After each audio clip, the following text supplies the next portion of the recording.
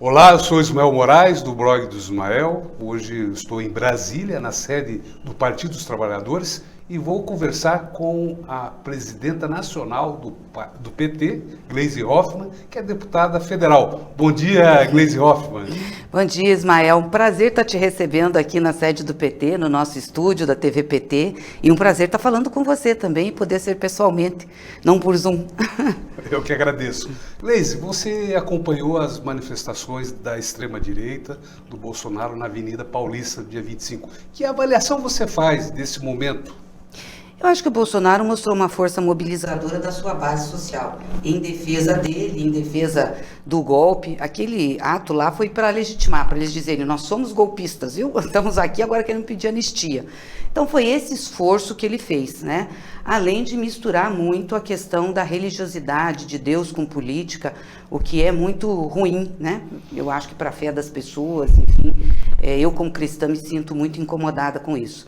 E ele está fazendo uma ofensiva e querendo se colocar como vítima, quando na realidade ele foi o grande mentor desse processo todo.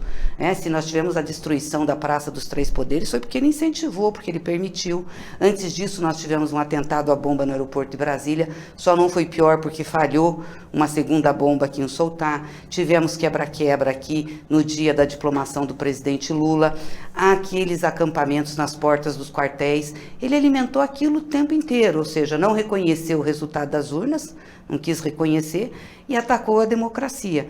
Então, ele tem que responder por esses atos. Tem inquérito, ele vai responder, ele tem direito a se defender, queremos que tenha o devido processo legal, mas obviamente que nós queremos que tenha o rigor da lei em ficando comprovado, e parece-me que isso está ficando da sua responsabilidade, o rigor da lei para que isso nunca mais volte a acontecer.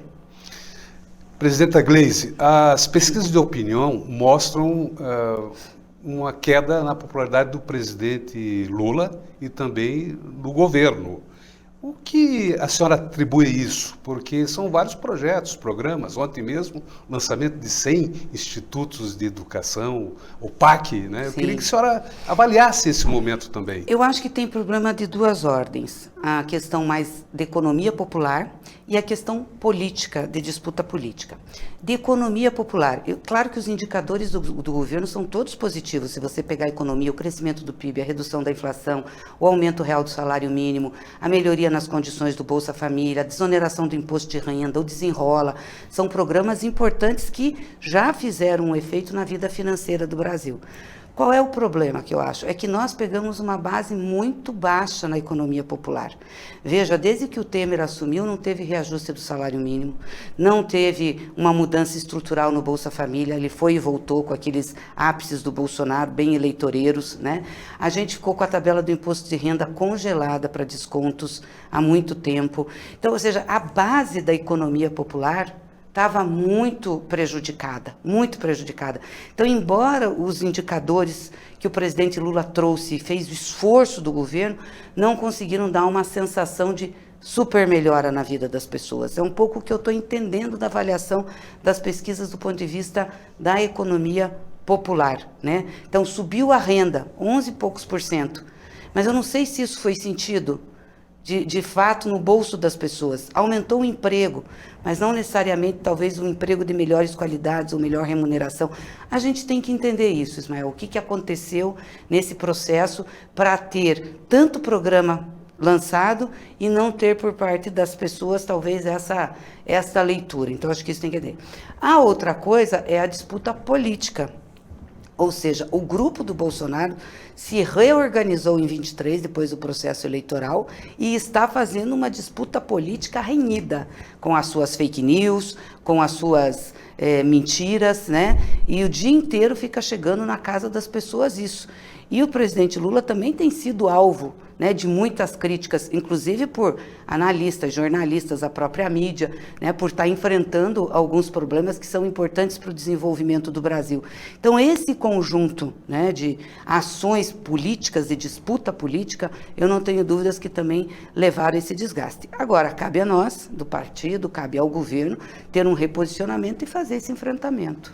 Presidenta Gleisi, eu vi que esta semana a senhora recebeu aqui em Brasília o empresário Hélio Rotenberg, que é presidente do Grupo Positivo, é da comunidade judaica. A senhora acha que a questão judaica, essa disputa em relação ao genocídio de Israel, impacta também na popularidade do Lula?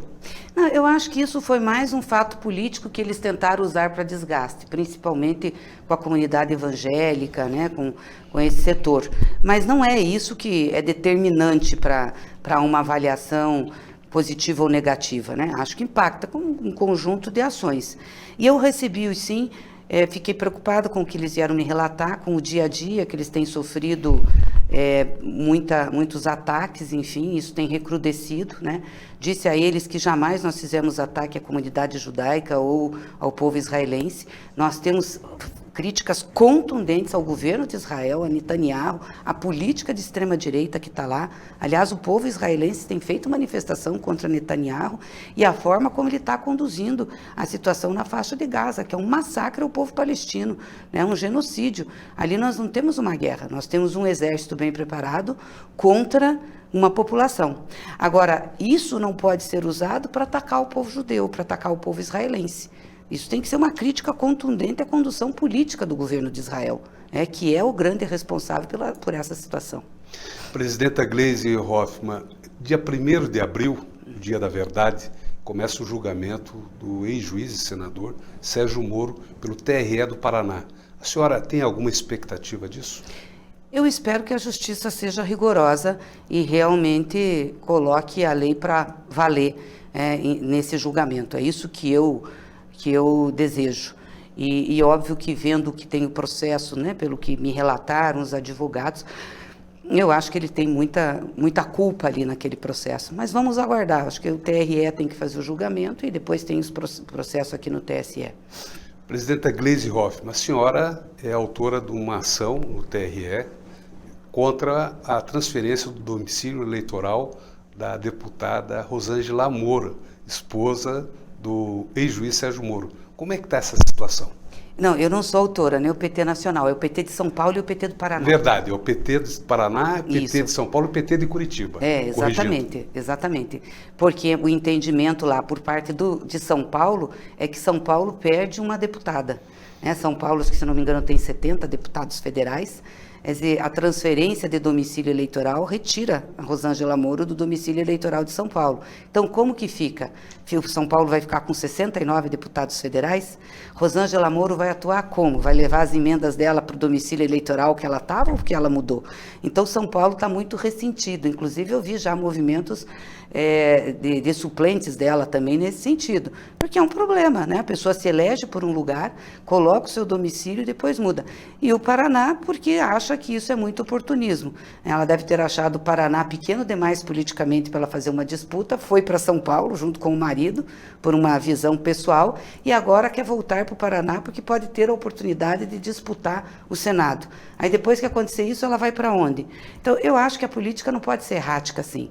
Mudar de domicílio eleitoral é um direito que qualquer um tem, mas mudar um domicílio eleitoral de Estado, no meio de um mandato representativo da população do Estado, eu acho uma cinte. Acho que a Justiça Eleitoral tem que ter uma posição clara sobre isso. Se você não está com mandato e muda de domicílio, diz, não, eu vou começar aqui a fazer tal, como ela fez, né? Não tenho mandato nenhum, vou começar aqui, então estou adotando São Paulo como meu Estado e a população de São Paulo como beneficiária do meu trabalho. Mas não é isso que está acontecendo. Então, acho que é um desrespeito ao povo de São Paulo e um desrespeito ao povo do Paraná.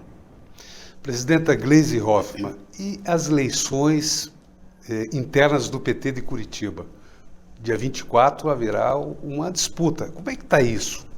Então, tem uma discussão no GTE, inclusive, de orientar a direção nacional do partido a chamar decisões de alguns municípios. Curitiba estaria envolvido nisso porque é um município estratégico para nós na composição de aliança. Mas deixa eu te falar um pouco de Curitiba, porque, assim, primeiro, eu sempre defendi candidaturas do PT e acho que é importante para o partido, enfim, mas elas não podem se dar em qualquer circunstância.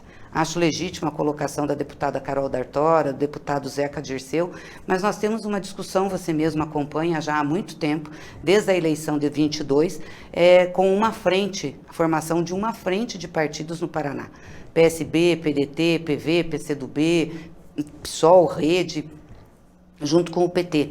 Temos até discussão com o próprio PSDB, com setores do MDB, com setores de partidos, né, que não compõem lá, não compuseram um arco de aliança imediato da eleição do presidente Lula, mas que se aproximaram depois que ele se elegeu.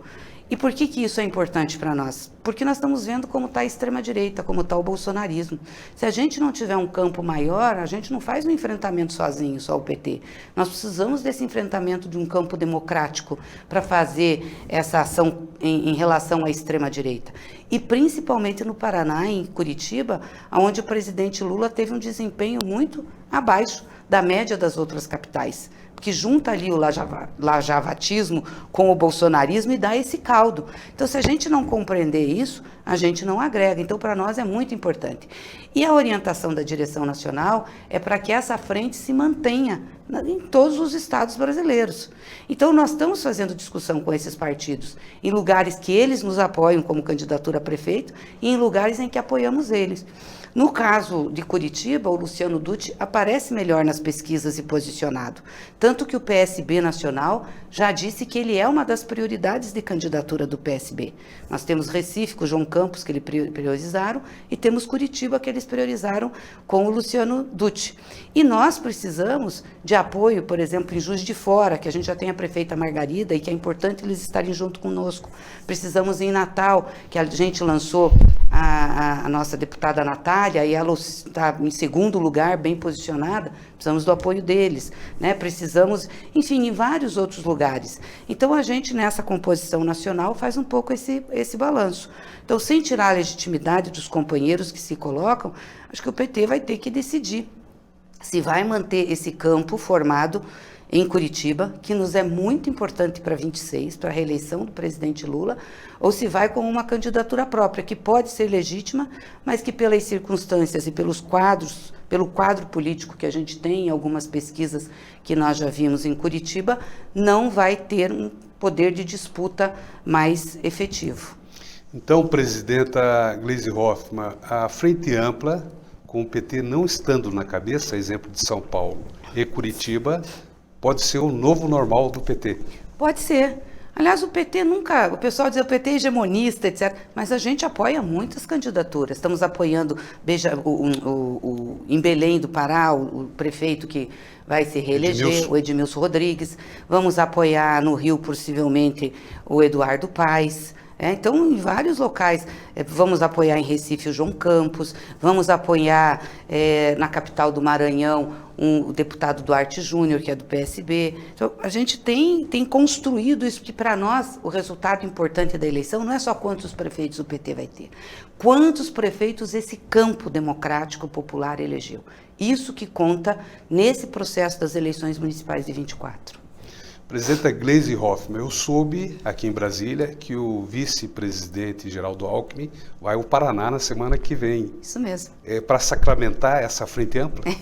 Não tenho uma agenda política com ele, porque como a gente ainda está nesse processo do encaminhamento interno do PT, então nós temos que terminar isso para ir e dar o segundo passo. Ele vai ter uma reunião grande com prefeitos da região sul do país, e ele vai lá falar e vai também falar com os prefeitos do Paraná sobre o projeto Mais Energia de Itaipu, e a gente vai acompanhá-lo. Muito importante a ida do Alckmin lá. O Alckmin é muito querido no Paraná. Certo. Quero agradecer, presidenta Gleisi Hoffmann, sua entrevista para o blog do Ismael. Eu gostaria de franquear, então, a palavra para a senhora despedir da nossa audiência. Não, obrigada, Ismael. Acho ótimo a gente estar conversando aqui. Você está aqui em Brasília, seja sempre bem-vindo. E é bom você estar por aqui, né? Porque sempre tem aí as informações que afetam o nosso estado. E dizer que a gente está fazendo todo o esforço aqui para que o governo do presidente Lula possa levar para as pessoas aquilo que foi compromisso nosso de campanha e é do nosso projeto político. E o Paraná é um estado que a gente tem se esforçado muito para levar programas e projetos. Basta ver agora o PAC, né, que nós tivemos, o PAC social, em que mais de 230 ações, né, entre obras e equipamentos, vão beneficiar o estado do Paraná. Também os institutos federais, e logo vai sair também o PAC Infraestrutura Mais Pesada, que a gente também vai levar obras e benefícios para o nosso estado. Acho que esse é o papel que a gente tem aqui. Então, usar essa interlocução que a gente tem com o governo do presidente Lula e com essa nossa bancada que está junto nessa luta para a gente levar coisas boas para o nosso Estado. Um abraço a todos vocês do blog do Ismael. Agradeço você que acompanhou a nossa transmissão, multicanais, no blog do Ismael e nas redes sociais. Nos siga, curta, compartilhe.